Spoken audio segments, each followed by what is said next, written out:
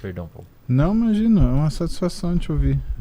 Por que eu perguntei para você se a gente tem jeito, né? E se essa busca, para entender o quanto essa busca ela é necessária. Eu lembro que na minha formação eu sou muito grato ao meu colégio, né, onde eu estudei. A gente tinha psicodinâmica de grupo. Um psicólogo, né, ou uma psicóloga, ele pegava uma parte da sala e a gente discutia situações, problemas e raciocínios ali naquele intervalo. Então, era um espaço para esse tipo de coisa. E, na época, eu não entendia bem, eu achava que era legal, que era uma aula de brincadeira, né? Porque na maturidade entregava isso daí, né? Mas o que eu comecei a perceber? Que a gente tem muita informação, mas não necessariamente a gente tem experiência na mesma informação, na mesma velocidade que a gente tem informação. E hoje, com a digitalização do mundo, o que você tem? Você tem toda a informação à disposição. E você tem nenhuma experiência. E tem gente fugindo da experiência porque teve muita informação. E ela satisfez com a informação. Só que aí o que acontece?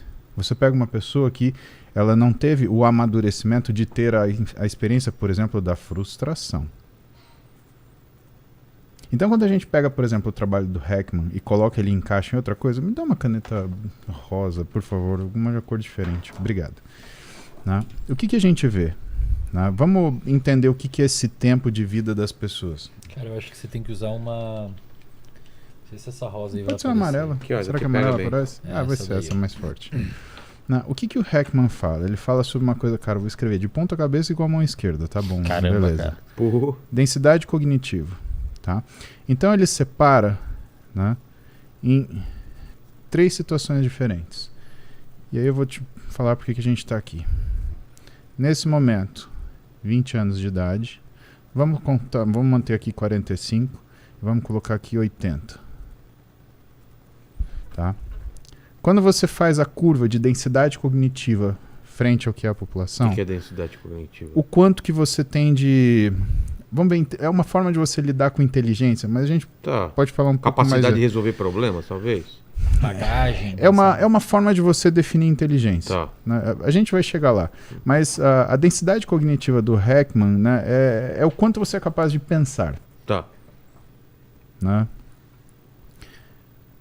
E de ter consciência. Né? Então, ele faz o seguinte. Você tem alguma coisa até os 20, você tem mais ou menos 3 a 8 vezes, aliás, na casa dos 45, e você tem um ápice, né, na casa dos 80, que seria mais ou menos 3 a 8 vezes acima dos 45. E aí você tem uma manutenção até o momento que você morre. O que é interessante olhar nesse desafio? O que aguarda a gente aqui, por exemplo, dos 80 até o momento da nossa morte? O que é esse nível de consciência? É uma decatexis que vai te conformar com a morte? Ou é um controle das suas emoções que vão te fazer entender como ela acontece? O quanto a gente tem que melhorar dos 20 aos 80 para não transformar dos 80 até a nossa morte num desespero? Ou seja, envelhecer com serenidade. E saber que a gente viveu as grandes partes da vida. E o que a gente tem que pensar nos 20, forçar, amadurecer, para que quando a gente chegue nos 80, a gente também não se arrependa do que a gente viveu até então. Por isso que eu falo melhorar. Né? Eu citei frustração agora, porque o que eu queria te provocar? Eu queria te provocar a falar sobre o que é frustração. Sobre o quanto as pessoas elas estão despreparadas a lidar com frustração. Onde você, por exemplo, a pessoa ela fala que quando você tem opinião, ela prefere te desautorizar, argumento ad hominem, né, como pessoa, como indivíduo, do que ouvir o que você está falando. Ou então, se ela discorda, ela precisa colocar você, o eu contra eles, precisa colocar você contra ela, para que ela consiga se sentir confortável para ter a própria opinião. Então não é que ela quer desqualificar a sua, mas ela quer se sentir dona da própria opinião e que a opinião dela ela tenha valor. E quando eu olho esse tipo de comportamento, é interessante porque isso daqui você faz isso imediatamente. Você faz um post, você dá uma resposta, você printa você responde um comentário, você vê isso imediatamente, você conhece muito sobre a pessoa, às vezes com uma frase. Né? O que você acha que é o caminho? Primeiro, para as pessoas elas conseguirem adquirir maturidade. E eu te falo isso porque é uma das coisas que eu falo na live de manhã, né? Ah, você tem que virar adultinho, né? Tem que comer a verdurinha, né? Tem que comer o chuchuzinho, né? E a outra coisa é o quanto a pessoa ela tá fugindo de frustração, onde na verdade é isso que vai fazer ela crescer. Citando também, outra coisa que você me mandou ler, você mandou a tarefinha do meu psicólogo, né? Do meu terapeuta. Olha só, Obstacles Are the Way, né? Do Ryan Holiday. Né? O quanto isso é importante? O quanto é importante você ter obstáculos na vida para atingir maturidade, capacidade, resistência à frustração? Cara, tem um conceito na neurociência e na galera que estuda comportamento chamado de inoculação ao estresse. Eu já comentei aqui, eu acho, em alguma vez. Que é basicamente assim, quando você se submete a situações isso é bem interessante, estressoras, você submete a situações estressoras. Um exemplo, o exemplo que eu mais gosto de usar é falar em público. Você cria resistência àquilo. Se você conseguir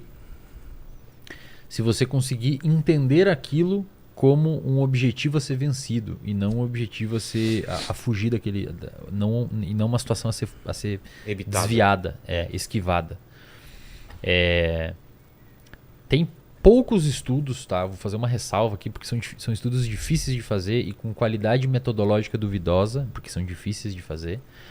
Mas tem alguns estudos que sugerem que quando você tem pessoas com o mesmo nível, porque uma das formas de você mensurar, então tem duas formas de medir estresse e compromisso e ir para cima de um obstáculo e buscar amadurecimento. Duas formas, uma objetiva e uma subjetiva de mensurar estresse. A objetiva é você mensurar o hormônio que a sua suprarrenal libera no seu eixo lá, que é o cortisol, os glicocorticoides. A segunda forma de mensurar estresse é perguntando: e aí, quanto é que você está estressado? Dá uma escala lá, uma escala organizada lá para a pessoa, para ver o nível subjetivo de estresse dela. Tem alguns estudos, de novo, são poucos e qualidade metodológica duvidosa, porque tem poucos indivíduos, a separação foi estranha, mas esses estudos sugerem, né? É o que a gente tem para trabalhar em cima, que quando você tem as mesmas pessoas com o estresse objetivo, mensurado de forma objetiva, que é o nível de cortisol, igual, mas quando você pergunta para aquela pessoa o quão estressada ela está com uma situação, mesmo o cortisol estando do mesmo nível nos dois grupos de pessoas, algumas pessoas respondem que não estão sentindo estresse. Por quê? Porque aquelas pessoas estão tentando ou estão enxergando a situação como uma oportunidade, mesmo envolvendo estresse. Então você vê uma pessoa, por exemplo, que vai ter que dar uma palestra, um evento importante e está muito nervoso, está muito estressada, está muito ansiosa, está com privação de sono, está com medo, está com sudorese, está com nó na garganta, todos os sintomas clássicos de estresse. Você vê o cortisol dela está em tanto. Você vê uma outra pessoa que está com estresse numa condição parecida, tem que dar palestra, mas o cortisol dela também está em tanto, mas quando você bota questionários subjetivos de humor, de tristeza, de impulsividade, de depressão, etc., a pessoa que relata estar vendo naquele estresse uma oportunidade, ela tende a ter esses desfechos emocionais prevenidos ou não tão grandes. Em outras palavras, resumindo tudo que eu disse aqui, quando você... É o estresse da montanha-russa, por exemplo? Exato. Você paga pra ter estresse. Isso. Você paga pra ir lá, passar um puta de um trabalho e ficar suado, assustado, nervoso. Trem fantasma. Entendeu? Filme de terror. Agora, se a pessoa entende aquele estresse como legal, os efeitos maléficos, mesmo no nível hormonal, estando na mesma altura, eles não acontecem de forma tão grande, porque a pessoa interpretou aquele estresse.